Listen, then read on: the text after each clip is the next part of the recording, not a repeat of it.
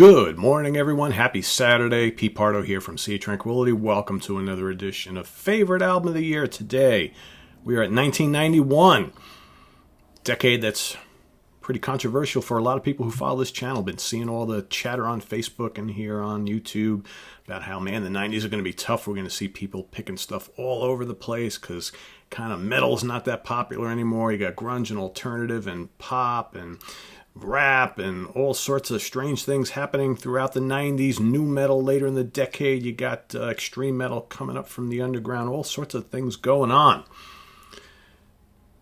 Progressive rock all around the world starting to pop up yet again during this decade. Maybe not in the mainstream, but if you're a prog lover, lots to love about prog in that decade. So this was another really tough year. I had, I don't know, about 6 or 7 that I was really looking at hard. Some really good young metal bands doing some great things. A classic band, 2 classic bands for me.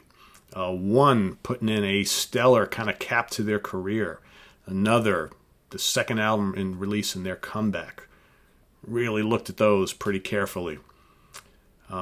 Couple of extreme metal bands that I dig a lot, who released what arguably were the pinnacle of their career up to that point.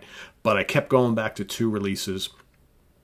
One from a band that was, this was to be their kind of really big breakthrough here, especially in the States, all right, on the scene. The other, a band who had had a couple albums out, and this continued a impeccable line of great releases that would continue for another album or 2. And it was that one that I kept coming back to and saying, you know what, top to bottom, man, it's hard to beat this album. I was into it in the day when it came out, okay? Kind of got away from this band for a little bit, came back, and have really, really grown to appreciate what they did during this period. And this album is easily one of their best.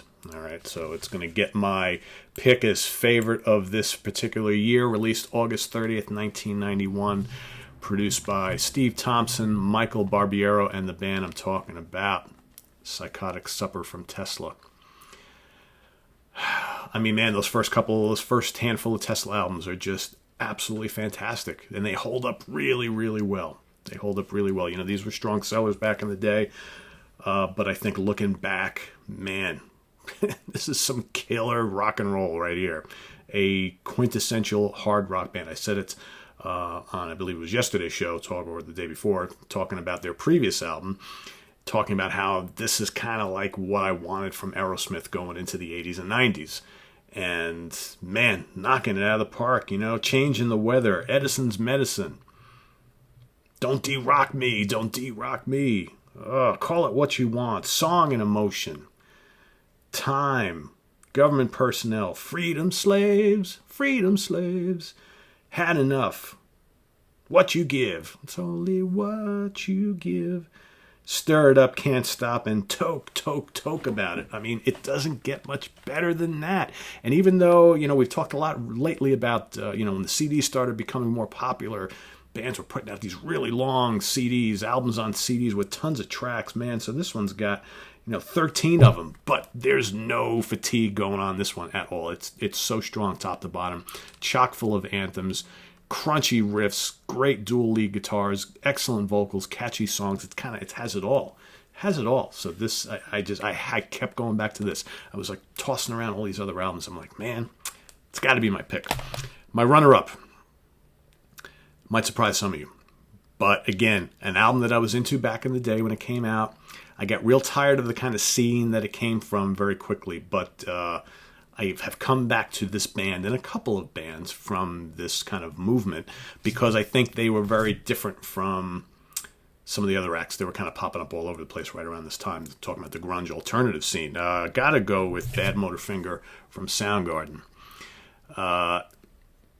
It's just a killer album. And I think for me, I have in recent years gone back to Soundgarden and really accepted them for what they were. As they were kind of an extension of the 70s heavy rock and doom scene. I mean, it's basically, Sabbath and Zeppelin and all that kind of stuff, just kind of done up more, modern and all that kind of stuff. But man, outshine Rusty Cage, slaves and bulldozers. I mean, Jesus Christ pose. I mean, all sorts of stomping, heavy tunes on here with the wailing vocals of Chris Cornell.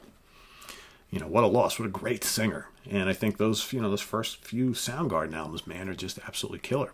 So that gets my runner-up for today, but it's going to follow Psychotic Supper from Tesla. I'm sure some of you want to know what a couple of my other alternate choices were. So I really struggled not including Innuendo by Queen and Shades of Two Worlds by Allman Brothers. Those were kind of my two classic bands that I had holding up here as well. Death's Human, okay? I love Death and Human. It was probably the first in their line of those starting to go to those more melodic, technical, progressive death metal albums. Okay, Iced Earth's Night of the Storm Riders. Cathedral, Forest of Equilibrium, great doom band. You had For Unlawful Carnal Knowledge by Van Halen, Slave to the Grind by Skid Row, Lynyrd Skynyrd's 91, Metal Church, The Human Factor, Yes Union. I know some people slag that album, but I was into that big time back then. Roll the Bones by Rush, Horoscope by Overkill, Jethro Tull, Catfish Rising. I mean, a lot of really strong albums from this year, I think, and it just made it difficult. But in the end, we're going to go with Tesla, runner-up with Soundgarden. You know the drill, guys. In the comments below, list your favorite album from this calendar year, or your top 5, your top 10, whatever you want to do. Remember, there's no right or wrong answer. We all have our favorites, and these albums all affect us differently. So we're going to continue on tomorrow, 1982. So visit us on the web at www.seatranquility.org. We're on Facebook. We're on Twitter. Of course, we're on YouTube all the damn time. Coming up this afternoon, top 10 songs. Extreme Metal Pioneers, Celtic Frost, or Celtic Frost, however you chose to send it, with a cast of characters, so you don't want to miss that. And stay tuned, and we'll see you then. Take care. Bye-bye.